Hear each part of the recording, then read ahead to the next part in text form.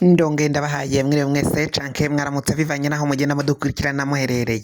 Mwese mudukurikira muherereye mu bihugu vy'amakungu ya kure cane cane abadukurikira muherereye ku mugabane w'abanyamerika irya nino muri leta zunze ubumwe z'abanyamerika, abari ngaho ku mugabane w'abanyaburaya mu bihugu bitandukanye, mwese mudukurikira muherereye ku mugabane w'abanyaziya, abari ngaho ku mugabane w'Afrika, abari ngaho mu bihugu vy'ibibanyi, mu buraruko, mu bumanuko, mu buseruko no mu burengero, mwese mudukurikira muherereye ngaho mwese mudukurikira muri ngaha mu gihugu cacu Burundi, intara, amakomine, imitumba, ubucimbiri n'imisozi bigiye bitandukanye bivanye naho buri umwe wese adukurikirana aherereye. Mwese ndabahaye kaze. Fyonda subscribe niba ukoresha ururimi rw'icongereza canke niba ukoresha ururimi rw'igifaransa, fyonda sabone hama uja ngaha iburyo ufyone no kwa kano kameze nk'agakengeri, amakuru n'ibiganiro tugenda dutoroza aze agushikira umwanya ku mwanya.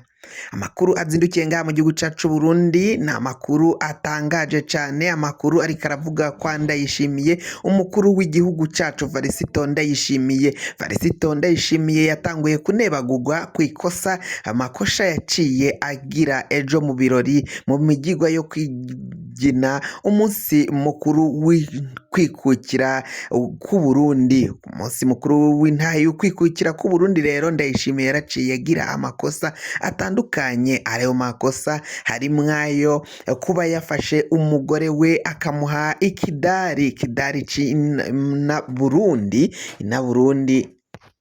ngo biragaragaza ko rero hari ukwikunda gukomakomeye cane, kuko ngo nta wundi mu perezida yaciye abikora, kuko ngo na muhisi Petero Nkurunziza murazi ko yagiye aha abaryango be ibidare, harimwo umwana we umwigeme yaciye ajana kuri public akamushimira akamuha agashimwe. Ngo Ndayishimiye nawe biribonekeza ko ivyo yaciye akora ari kwerekana ko nawe nk'uko ari vuga ko agwanya ba kaboko ndetse agwanya akamwana wa mama, nawe agafise ivyo yaciye agira guha umugore wiwe canke umutambukanyi wiwe ikidari, ngo vyagaragaje ko hari n'abandi ashigikira agendeye ku kamwana wa mama. Ngo umutambukanyi wiwe rero Madame Angelique Ndayishimiye ntago yarakwiye ako gashimwe, ico kidari yaciye amushikiriza ngo ntabwo yari agikwiye, nk'uko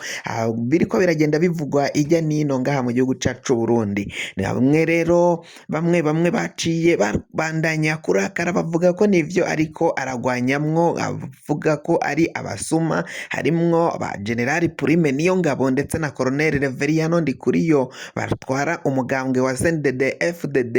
bavuga ko rero ivyo Ndayishimiye yaraye akoreye ngaho Igitega vyibonekeza ko nawe akamwana wa mama agafise, nawe bavuga ko rero izo konte ziwe nawe zigomba gusuzumwa kugira ngo barabe ko nyene zina ko ivyo avuga ku bandi we atabishigikira canke atabigira. Abanyapolitike batandukanye ngaho muri iyo migigwa rero bakaba baciye bashikiriza amajambo akomakomeye cane, bivugwa ko naho bavuga ko Uburundi bwikukiye vyibonekeza ko nta mwidegemvyo abanyagihugu bafise, ngo kuba bavuga ko bidegemvya ariko bakaba bakenye, ubukene bwenda kubashira hasi, ngo nta kintu na kimwe bavuga ko bidegemvya ko canke bikukiye ko mu gihe bagisaba abo bakoroni. Bavuga ko rero ubukoroni bwabasigaye mu mitwe, kandi ko hari abategetsi bagifata abanyagihugu b'u Burundi nk'abagikoroneza, abo bategetsi bakigenza canke bakitwara nk'abakoroni bo mu bihe vy'ubu ngubu. Musenyeri wa Gitega, musenyeri wa diocese ya Gitega Bonaventure Nahimana yaciye agira ico avuga mu gisabisho yasabiye abanyagitega barundi muri rusangi, avuga ko bagomba gushira umutima hamwe, kwishira hamwe rero bakivanamwo amacakubiri bashizwemwo n'abakoroni, ngo kuko abakoroni nibo bazanye ugwanko mu banyagihugu. Avuga ko abo bakoroni rero ivyo basize mu Barundi, abarundi bakabaye bagaheba ivyo kuvuga ubuhutu, ubututsi n'ubutwa bagashira hamwe bakaba ica gihugu c'abarundi. Ndayishimiye nawe yavuze ko abo bakoroni bakiza basambuye igihugu cari kimaze gutera imbere, cari gifise ihinguriro, amahinguriro atandukanye acura ivyuma, aho bacura amasuka n'imihoro, bagacura amacumu n'imyambi. Ivyo byose rero ngo abakoroni bakiza barabisambuye, bereka Abarundi ko ivyo nta mumaro bifise, nta n'agaciro bifise. Ivyo byose babitesha agaciro, ahubwo bazana ivy'iwabo aba ari vyo bimakaza, berekana ko ari vyo bikomeye, ari vyo bigomba gukoreshwa, ko ivyo abarundi bakora nta mumaro vyari bifise. Ariko ngo ivyo kwari ukuhenda abarundi kugira ngo bace babasambura, babereke ko abakoroni aribo bari hejuru cane y'abarundi. Ivyo byose rero umukuru w'igihugu nawe yaciye abisubiramwo mu ijambo yaciye ashikiriza. Abandi bategetsi harimo Frederic Bamvuginyumvira, uyu yabaye icegera ca mbere c'umukuru w'igihugu, nawe yaravuze ko igihugu c'u Burundi nko mu myaka 8 iheze, kuva mu mwaka w'ibihumbi 2015 ubwo haduka yegeregere yo gushaka gutembagaza ubutegetsi bw'umuhisi Petero Nkurunziza, baciye abarundi kuri ubu ngubu ngo babayeho mu mwijima. Umwijima avuga nuhejeje imyaka 8, aho abarundi ngo batazi iyo bava niyo baja, bivanye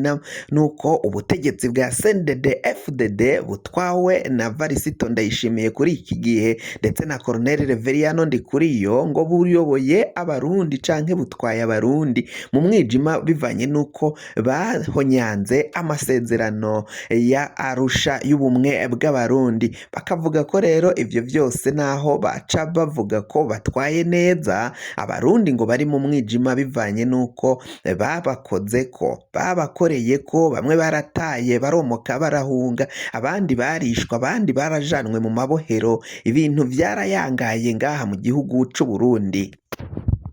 Bamvuginyumvira rero Frederic akaba avuga ko abategetsi b'u Burundi bakwiye kwisubiraho, bakiraba, bakisuzuma, bakaraba aho bariko baravana igihugu naho bariko barakijana. Ivyo byose nivyo Frederic Bamvuginyumvira yahoze ari icegera c'umukuru w'igihugu yaciye atangaza kuri uyu munsi w'intahe yo kwikukira kw'igihugu c'u Burundi. Vuga ko rero ivyo umuganwa Rwagasore canke Rudoviko Rwagasore yaciye aharanira, abona ko rero ivyo yashaka naho yipfuza gushikana igihugu c'u Burundi, aba mu mugambwe wa CNDD-FDD baciye bavyankiza, baciye bavyigenzamwo nabi cane. Nitwosoza aya makuru yacu rero tutababwiye ibiriko biragenda bivugwa mu umutekano w'igihugu mu ntara zo mu burengero, cane cane intara ya Bubanza, intara ya Cibitoke, ibintu bibandanya kuba nabi cane. Umutekano biravugwa ko wahungabanye, abaroberi ntibasiba kwibonekeza. Abaroberi bivugwa ko bari mu bibira bitandukanye vyo muri izo ntara. Bavuga ko rero baciye baja kwinyegeza aho baciye bajabuka uruzi Rusizi. Abanyagihugu barara ntibuca baratekewe n'icoba gikomakomeye cane.